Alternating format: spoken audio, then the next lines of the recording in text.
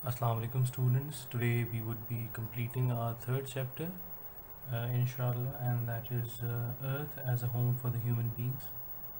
हम लोग पढ़ रहे थे ओशियंस के बारे में, हमने कंप्लीट कर लिया था ओशियंस, और उसमें हमने देखा था कि वाटर का ह्यूमन बींग्स के साथ क्या रिलेशन है। हमारा इसमें वाटर से रिलेटेड रिवर का पार्ट रह गया था, तो आज हम यहाँ से शुरू करेंगे। Rivers are important source of transportation. River जो हैं वो बहुत अहम एक रोल अदा करते हैं ट्रांसपोर्टेशन में। Hydro electricity is generated from reverse. Hydro कहते हैं पानी को, इलेक्ट्रिसिटी बिजली को। हाइड्रो इलेक्ट्रिसिटी इज़ जो पानी से बनाई जाती है बिजली, पानी के फ्लो से जो बिजली बनाई जाती है वो जनरेट की जा सकती है रिवर्स के थ्रू। जो पानी फ्लो करता है रिवर में, उसके अंदर हम ऐसा सिस्टम लगा दें जिससे हाइड्रो इलेक्ट्रिसिटी प्रोड्यूस हो सके। Rivers are important source of irrigation. Irrigation कहते हैं जब हम एग्रीकल्चर के लिए, क्रॉप्स के लिए पानी का जो इस्तेमाल करते हैं, तो रिवर्स जो है वो एक बहुत इम्पॉर्टेंट सोर्स है। जो रिवर्स फ्लो कर रहे होते हैं उनसे हम थोड़े कैनाल्स बना के या स्ट्रीम्स बना के या उसका रास्ता बना के अपने एरियाज़ में ले जाते हैं, जिसकी मदद से उस रिवर के पानी को हम इरीगेशन में इस्तेमाल करते हैं, अपने क्रॉप्स को वो पानी दे सकते हैं। Underground water is also used by humans for their basic necessities and irrigation. Reverse के अलावा जो है अंडरग्राउंड वाटर, जिसमें वेल है और जो ज़मीन से नलके वगैरह यूज़ करके हम निकालते हैं पानी, या जिसको हम उर्दू में बोर कहते हैं, पानी को बोर किया जाता है, तो वो भी इस्तेमाल किया जा सकता है ज़मीन का पानी इरीगेशन के लिए। इसके बाद है river valleys lake and lakes attract tourist by their scenic beauty. अब रिवर्स ना सिर्फ इसलिए मशहूर हैं कि वो इरीगेशन के लिए यूज़ होते हैं या उसके अंदर हम इलेक्ट्रिसिटी प्रोड्यूस कर सकते हैं, बल्कि एक टूरिस्ट, आप समझ लें एक टूरिज़म के हवाले से भी एक अच्छी जगह है।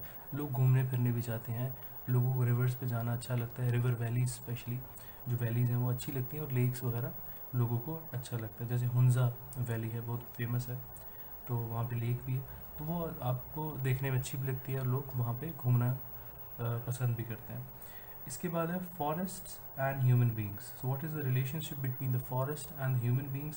The relationship of human beings with forest is very old. Lumbering and gathering shrubs, herbs and fruits from forest is an ancient primary activity. तो यहाँ पे वो बता रहा है कि ह्यूमन बींग्स का, इंसानों का जंगलात के साथ, फॉरेस्ट के साथ एक बहुत पुराना ताल्लुक़ है। वो ताल्लुक़ क्या है कि यहीं से, जंगलात से मुख्तलिफ़ श्रब्स, हर्ब्स, पौधे, जड़ी बूटियाँ निकाली जाती हैं, जिसका मुख्तलिफ़ इस्तेमाल किया जाता है। जैसे आप अगर पुराने ज़माने में देखें तो वहाँ पे उस ज़माने में दवाई नहीं होती थी, तो जड़ी बूटियाँ इस्तेमाल की जाती थी दवाई के तौर पे। Houses are constructed with wood in mountains and wood is of vital importance in modern construction to.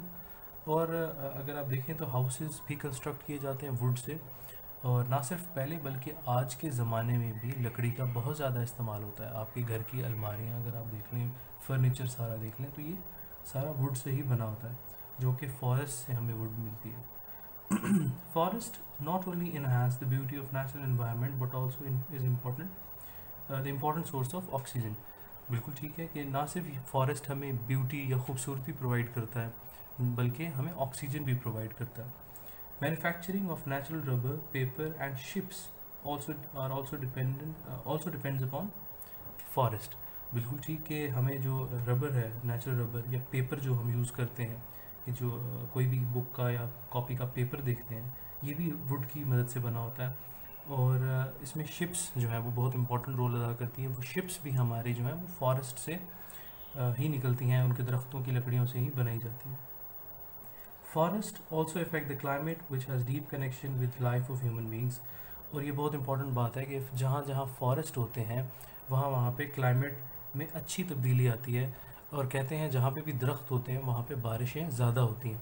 Forest जहाँ पे भी होता है वहाँ पे बारिशें ज़्यादा होती हैं, तो इसका भी एक बहुत इंपॉर्टेंट रोल है फॉरेस्ट का मौसम के हवाले से। नेक्स्ट वो यहाँ पे कह रहा है, do you know the area of forest should at least be 25 to 30% of a country. It is only 5% in Pakistan.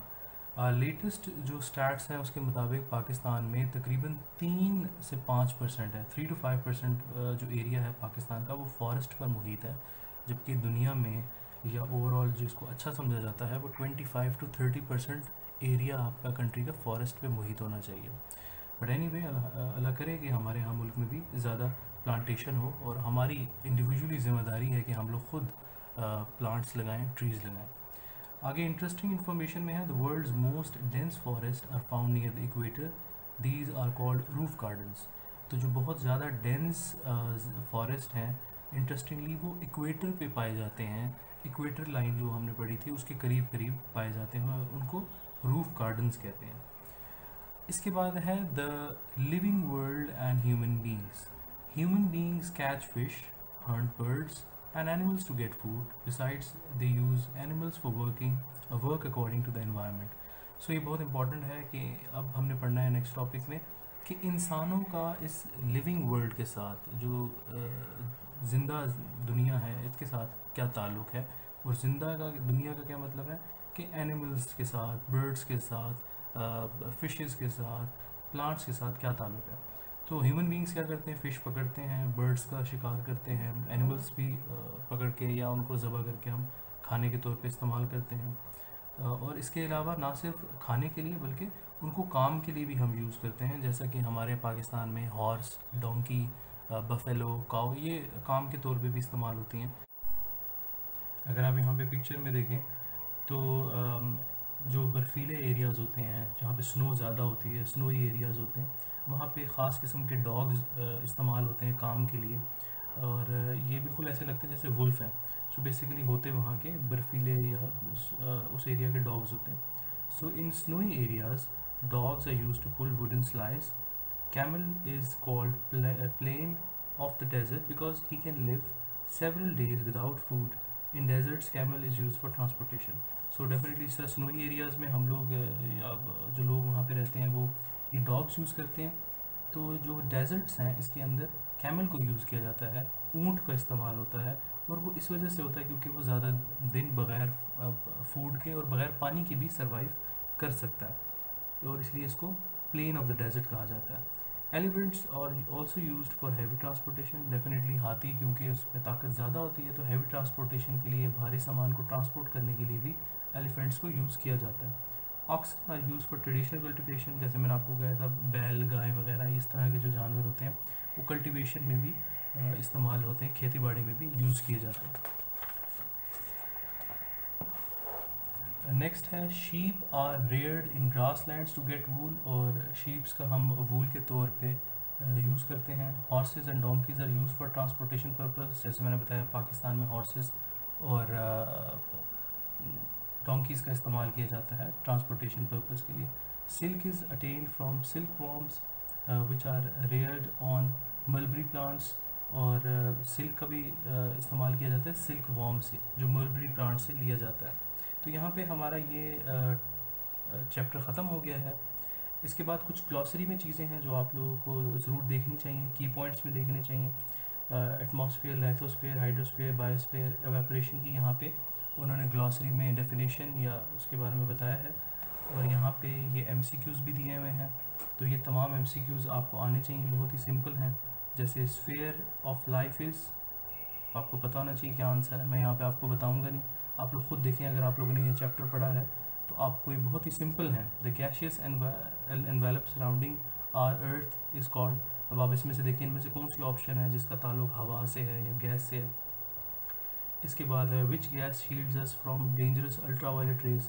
ये भी बहुत आसान है, इनमें से कौन सी लेयर है, क्या वो कार्बन डाइऑक्साइड है, ऑक्सीजन है, ओजोन है या नाइट्रोजन है।